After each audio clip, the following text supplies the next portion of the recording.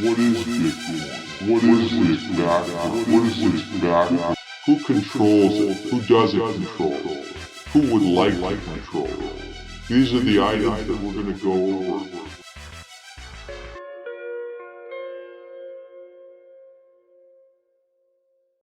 It isn't a secret that the internet's origins involve the government, with DARPA's direct participation in computer networking, distributed networks, graphical user interfaces, and much more. That related analogy, coupled with the clear multi-institutional current support from both private and public spheres toward the collective developments of cryptocurrencies, blockchain technologies, their regulation, and wider credible global expansions, all must beg deeper questions over wider, deeper aspects of design. So cryptocurrencies and Bitcoin are the latest craze as far as investment trends are concerned. Whether you're just somebody sitting in their parents' basement trying to figure out how to make money, or you're a significant money manager looking out for your clients, everybody has to pay attention now to all the price movements and the percentages. But is that by design? Is there supply and demand genuinely backing all of this movement, especially in an environment that is not regulated?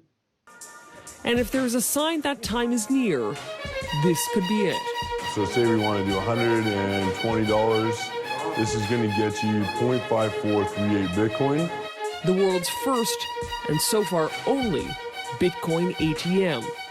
It went live just last month in Vancouver and did $100,000 worth of transactions in the first week alone. The company's co-founder, Mitchell Demeter. We're going to be spreading those out across Canada, probably hitting the major cities, Calgary, Toronto, Montreal, and Ottawa.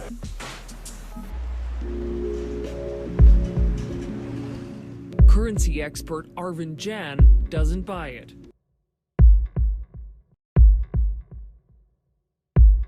It's being issued by an algorithm on computer, but who's deciding that? Who decides how many dollars are issued? Who has control over that? And that part gives me a bit of a fear that it has the potential to become a Ponzi scheme. The fact that these are currencies issued by a system that is working according to known rules, and it is working, it's likely to continue working for the foreseeable future.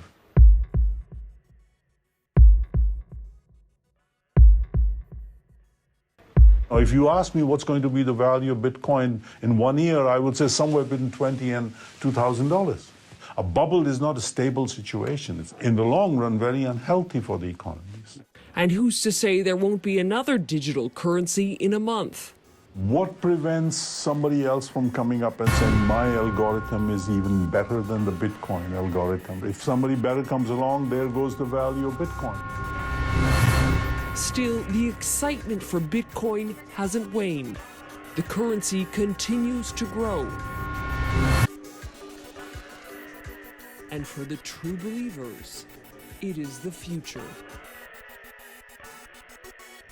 I think in 20 years' time, we're going to look back and think, how could we have actually dealt with physical cash? Bitcoin itself was worth zero for 8 months after it started, and then it gained a value. And why it has that value?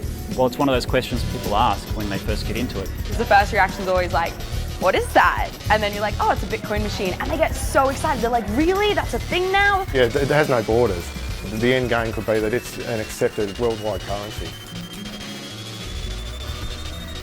One of the reasons Bitcoin is attracting such attention is because it's owned by the participants. There is no governing body. Naturally, from this mentality, people started talking about creating virtual currencies, now known as cryptocurrencies. E-gold and DigiCash were two such attempts. However, their centralized nature meant they were easy targets for governments to shut down. In 2009, a mysterious entity known as Satoshi Nakamoto published a white paper to an online community of cryptographers. Security experts and hackers went through the paper looking for weaknesses. Instead, they collectively decided it was bulletproof. In 2010, WikiLeaks made headlines when their accounts were frozen. Under pressure and in the spotlight, they announced they would start accepting Bitcoin.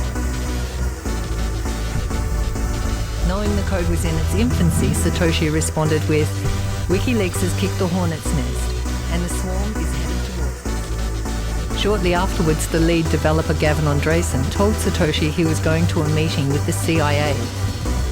Satoshi disappeared, gone without a trace. One of the biggest mysteries in the technology world is the identity of Satoshi Nakamoto, the computer programmer who invented the digital currency Bitcoin. That's because Satoshi Nakamoto is a pseudonym. It may be the name of one person or the name of a group. But for over 9 years now of Bitcoin's existence, no one has figured out who or what Nakamoto really is.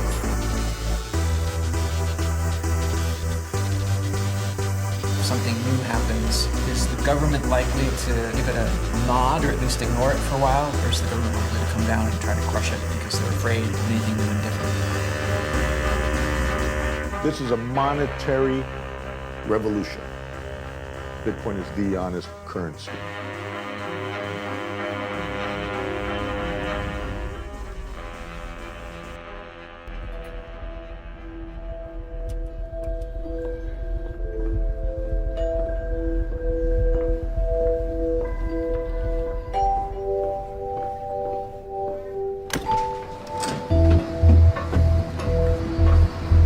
I like it down here. I live literally right by the World Trade Center. I walk home. I live above it, actually.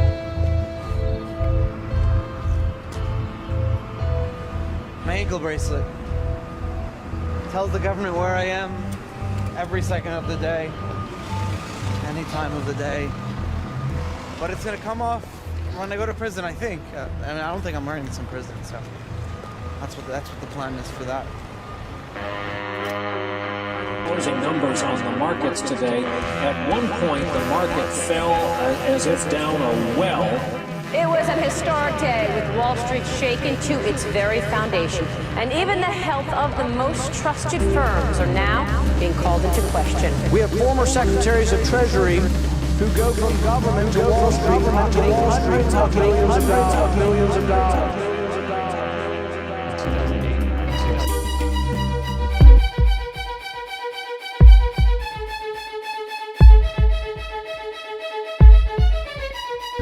Keep in mind, this isn't a matter of evil people doing evil things. This is a matter of systemic corruption. And know your government. Guess what? They're funding the war criminals. They're funding the terrorists. They're paying the arms dealers. And they're doing it using the banking system that they're supposedly doing oversight on. There will always be criminal activity. That's part of society. Changing the way money works only ends up punishing the innocent.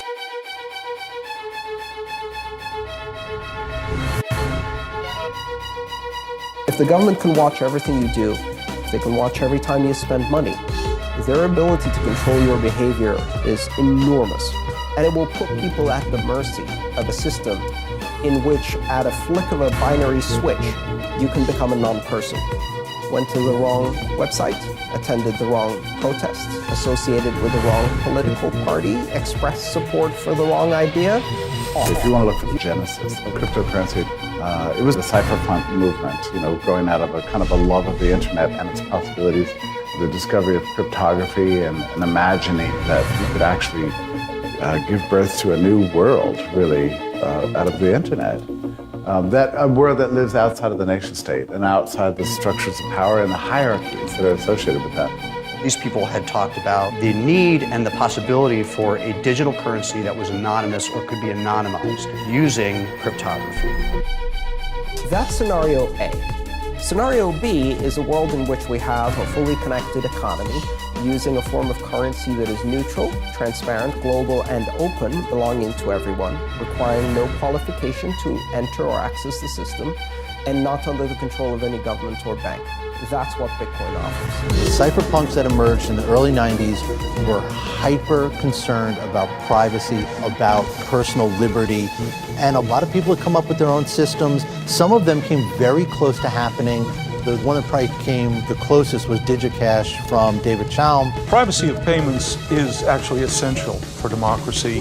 The reason is not because you need to be able to make private payments in order to express yourself, but rather that in order to inform yourself, you may need to purchase information, and that's the thing that allows you to have opinions worth expressing. Although I wouldn't say David Chaum was a cypherpunk, he definitely inspired the cypherpunk movement. It's as if the cypherpunks kind of came upon David Chaum's tools, like the technology of some alien species, and they only took the weapons. They were most interested in the ones that could be used to disempower the government and empower individuals. The break between him and the cypherpunks came when he realized he would need existing institutions to help him with it. So he started talking to governments, he started talking to banks. He was very close to having this thing happen in the late 90s, and nobody was really prepared for this outside of the cypherpunk movement. People seemed like had almost sort of given up on the project. Other than a few experiments here and there by Hal Finney, Nick Szabo, the conversation around this really died down. And then all of a sudden it came back to life after the financial crisis, and you had people going back to those experiments in the 1990s and looking at new ways of putting those ideas together. Nick Szabo in 2006 had just finished up a midlife stint at law school, and if you look at Nick's writing around the financial crisis, that it really revived his interest in these ideas that he'd been working on in the 1990s with privacy and contracts and the problems of governments and other trusted third parties. And he brought BitGold back into the conversation. So Hal Finney came up with his own system. Adam Back has Hashcash. Wei Dai has B-Money. Szabo has BitGold.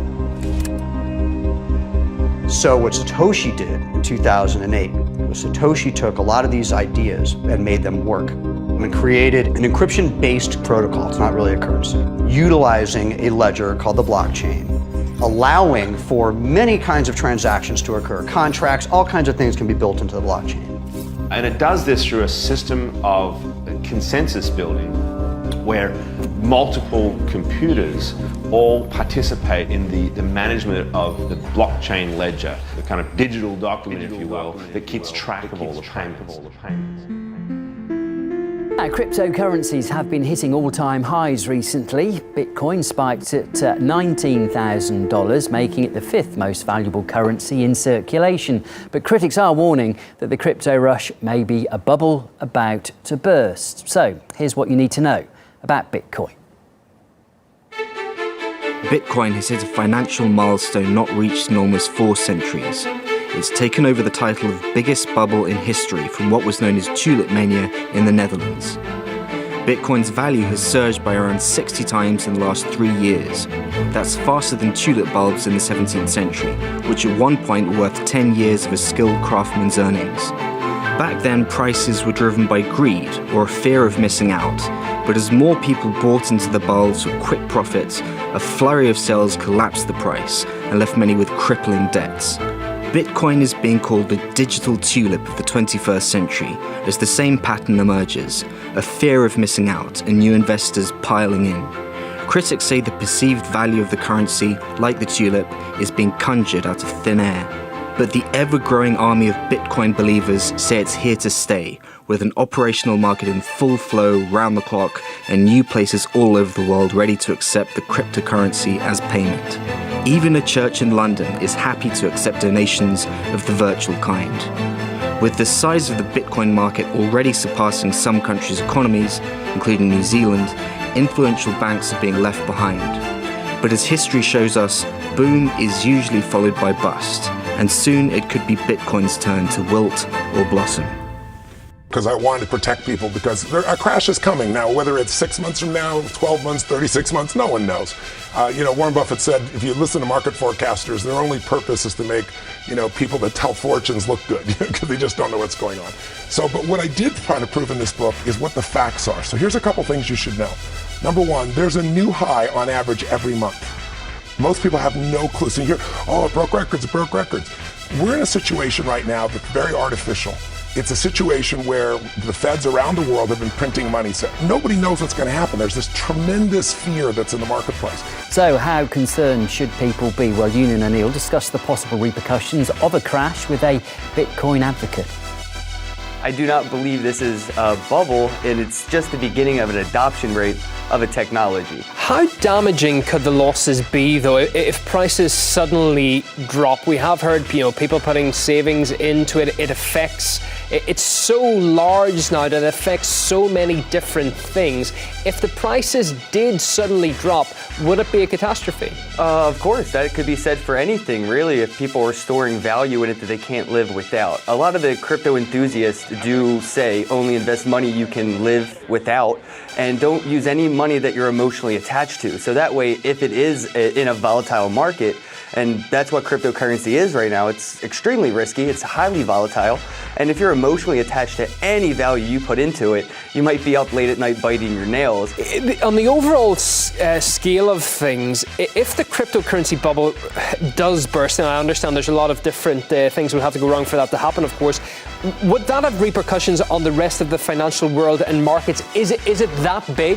I would actually be more worried about if the bubble doesn't burst, what kind of effects it could have on the world economy in general. If it doesn't burst, it may actually have more repercussions than if it were to burst today. Even if you wanted to sell $1 million, or like you said, billionaires, somebody wanted to sell $1 billion worth of Bitcoin today. It's not easy. So it would take a long time for that to happen. And if you're an investor in cryptocurrencies, if you do sell your crypto, there's ideologies behind it where you want to sell your crypto to somebody who's looking to invest in it, who's going to hold it long term. That way, the cryptocurrency you're holding and waiting to sell, because you have to do it little by little, it doesn't lose value drastically over time because you just dumped it on the market.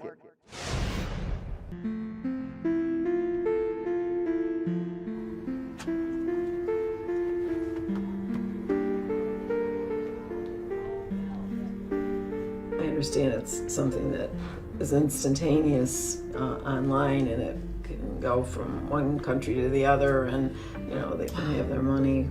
Well, I never heard of it until Nancy called me and mentioned digital currency, and I'm thinking she must have been in the battle this morning or something. Digital currency, what? But they say it's for people who don't have bank accounts. I can't understand if you have one coin. Let's say it's worth $150. What do you do? Give the number or something to the grocery store person, and then they subtract it? How do you know? How do you make change? How do you know what you have left or what you've spent? You can have the money supply controlled by a computer. That's all Bitcoin really is. The key point here is that this is a distributed ledger. There is no central server. All the other ledgers that we have, all banking ledgers, all company ledgers, they all sit and reside inside that company, which means they have one point of attack. They can be hacked. JP Morgan was hacked by cyber thieves not so long ago. Home Depot, Target, we've had all these companies get hacked precisely because there's one central repository of information. The Bitcoin ledger resides on thousands of computers. You can't hack that. Every single transaction is recorded, and once it is recorded in the blockchain, it is there. It is permanent. It cannot be altered. It cannot be changed so that you can read it. Now, the identities of the people are encrypted. The wallets are encrypted, so you don't know who is spending the money, but you know that every single Bitcoin out there has a history. You know where it's been. You know the different addresses it's gone between.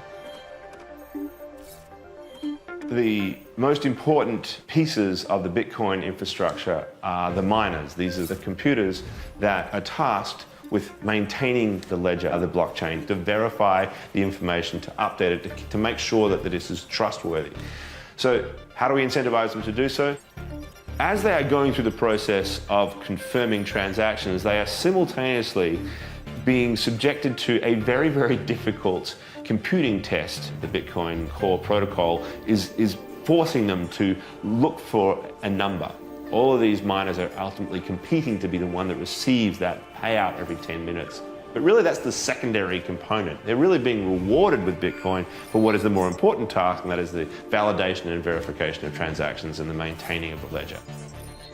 Bitcoin, in being the first to achieve this holy grail of decentralized value exchange, that transfers that process of trust to a collective agreement around a body of independent computers who are compelled by an incentive system to maintain that consensus and firm the information to be correct is incredibly liberating, because it means that we can do it without all these intermediaries in all these different realms. The most important thing behind Bitcoin is not the currency. The key factor is the blockchain.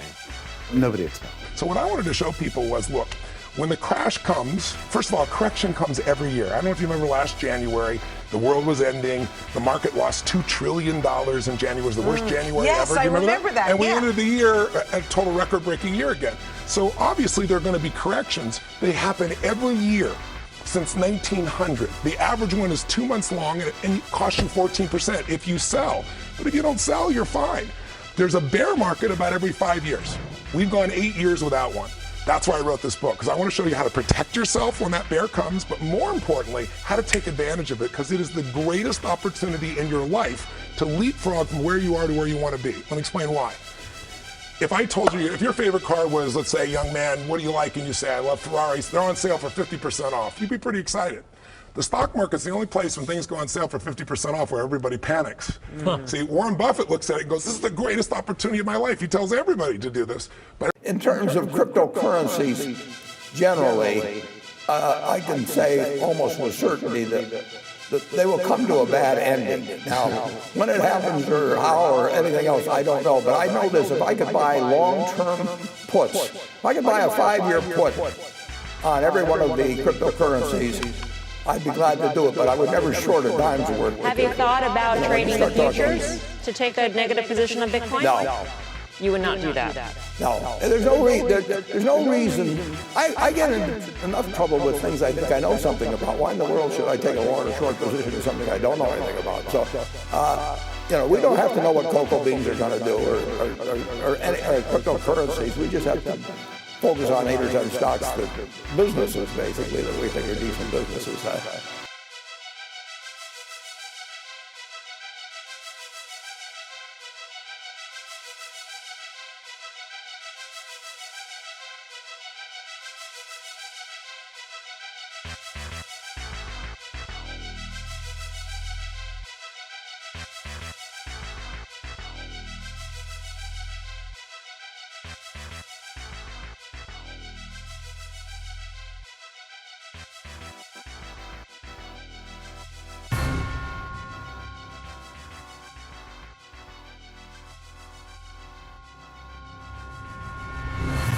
You think Bitcoin is the saving grace? Think again. Bitcoin is a cryptocurrency, and although this seems to be a new thing to you, it isn't new. If you look at your paper dollar, it has what you are told is a serial number on it. That is not a serial number but a blockchain. It is simply cryptocurrency blockchain printed on paper. It is no different. Anonymous knows the true identities of those behind Bitcoin and other cryptocurrencies. It is not a rebellious platform as you have been made to believe.